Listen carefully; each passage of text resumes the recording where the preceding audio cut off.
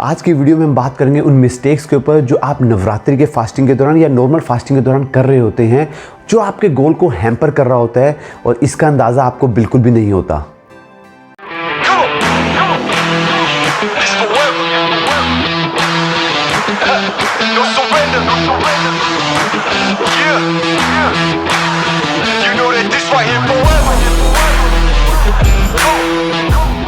जय माता दी दोस्तों, मेरा नाम है विशाल चड्ढा और आप देख रहे हैं आपका अपना चैनल। लास्ट वीडियो में मैंने बात करी थी नवरात्रि के डाइट प्लान से रिलेटेड और उसमें मैंने कुछ मिस्टेक्स के बारे में भी आपको बताया था। वो मिस्टेक वो थी जो कहीं ना कहीं आपको पता था कि आप वो गलतियां करते हैं, बट आज जिन मिस्टेक्स के बारे में मैं बताने जा रहा हूँ ये वो मिस्टेक हैं जो आपको पता भी नहीं होता लेकिन फिर भी आप वो गलतियाँ कर रहे होते हैं। सबसे पहली जो गलती हम करते हैं फास्टिंग के दौरान वो क्या करते हैं कि अपने मैक्रोस को कैलकुलेट ही नहीं करते। आप फास्ट रख रहे हैं उसका कोई ना कोई रीज़न है, आप बॉडी को डिटॉक्स करना चाहते हैं, क्लीन करना चाहते हैं, या आप बॉडी से वेट कम करना चाहते हैं, या आप बड़े डिवोटी हैं। ये XYZ कोई भी रीज़न हो सकता है। अगर आप वेट लॉस आपका पर्टिकुलर गोल है तो वेट लॉस होगा सिर्फ एक ही तरीके से, वो है कैलोरी डेफिसिट। और कैलोरी डेफिसिट में आप हैं या नहीं हैं वो तब तक पता नहीं लगेगा जब तक आप हर चीज़ को कैलकुलेट नहीं करेंगे। बट क्वेश्चन ये आता है कि कई लोग ये कहेंगे फास्ट पे हैं, वो फास्टिंग पे हैं तो वो ऑलरेडी कम ही खा रहे हैं तो उनको सब चीज़ कैलकुलेट करने की ज़रूरत नहीं है। बट कई बार ऐसा होता है कि फास्टिंग के दौरान आपको फील तो ऐसा हो रहा होता है कि आप कम खा रहे हैं बट आप खा ज़्यादा रहे होते हैं, क्योंकि फास्टिंग के दौरान बहुत सारे लोग जब हैंडफुल ऑफ नट्स खाए जाते हैं तो हैंडफुल उनके दोनों हाथ भर के हैंडफुल हो जाता है। अगर पनीर की बात हो तो पनीर अगर 100 ग्राम या 50 ग्राम खाना होता है उन्हें पता भी लगता है वो 300 से 400 ग्राम पनीर कच्चा ऐसे ही खा जाते हैं फास्टिंग के दौरान।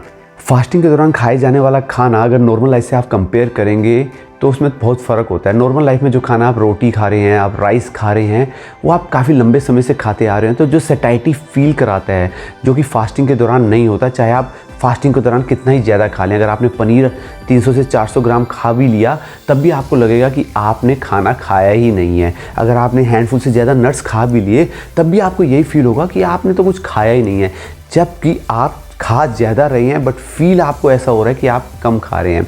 तो हमेशा अपने जो भी आप खा रहे हैं उसे ट्रैक ज़रूर करें, क्योंकि अगर आप ट्रैक नहीं कर रहे तो आप कैलोरी डेफिसिट में माइट भी ना जाके कैलोरी सरप्लस में चले जाएं, जिसके कारण आपका वेट बढ़ने के चांसेस ज़्यादा हो जाएंगे। आई डोंट थिंक सो कि आप चाहेंगे कि फास्टिंग के दौरान आपका जो वेट है वो इंक्रीज़ हो, इसलिए आपको अपनी कैलोरीज हमेशा ट्रैक करनी चाहिए। हाँ, अगर आप एक्सपीरियंस है काफ़ी टाइम से आप फास्ट कर रहे हैं और आप फास्टिंग के दौरान वैसे ही बहुत कम खाते हैं तो आप इसको इग्नोर भी कर सकते हैं। लेकिन अगर आपको नहीं पता है एग्जैक्टली कि आप फास्टिंग के दौरान कितना खाना खा जाते हैं तो आपको अपनी कैलोरीज हमेशा ट्रैक करनी चाहिए। सेकेंड मिस्टेक जिसमें मैं बात करने जा रहा हूँ वो है ओमैड। ओमैड का मतलब होता है 1 मील अ डे, यानी कि आप सिर्फ फास्टिंग के दौरान सिर्फ एक ही मील खा रहे हैं, यानी आप अराउंड 23 घंटे तक आप फास्टिंग रखते हैं, उसके बाद जो लास्ट आ रहा है आप उसमें खाना खाते हैं। 1 मील अ डे के काफ़ी फ़ायदे होते हैं अगर आप कैलोरी डेफिसिट में हैं तो ओमैड डाइट के काफ़ी नुकसान भी देखे गए हैं, क्योंकि चांसेस ये होता है कि 23 घंटे तक आप भूखे रहते हैं तो आपकी हंगर जो है आप भर जाती है, भूख ज़्यादा बढ़ जाती है, तो जब भी आपके सामने प्लेट आती है तो ओवर ईट होने के चांसेस ज़्यादा रहते हैं। इसलिए कहा जाता है कि ओमैड डाइट के कंपैरिजन में आपकी जो छोटी छोटी स्मॉल मील्स होती हैं पूरे दिन में वो बेटर रहती हैं, इससे आपका जो हंगर लेवल है वो इतना नहीं रहता जैसा कि ओमैड डाइट के दौरान देखा गया है। थर्ड मिस्टेक जिसमें मैं बात करने जा रहा हूँ वो है नवरात्रि फास्टिंग या नॉर्मल फास्टिंग के दौरान आपका वर्कआउट बिल्कुल भी ना करना। देखा ही गया कि फास्टिंग के दौरान हम वर्कआउट बिल्कुल ही बंद कर देते हैं, हम अपनी माइंड सेट बना लेते हैं कि हम अभी कम कैलोरीज पे हैं और हमें वर्कआउट नहीं करना।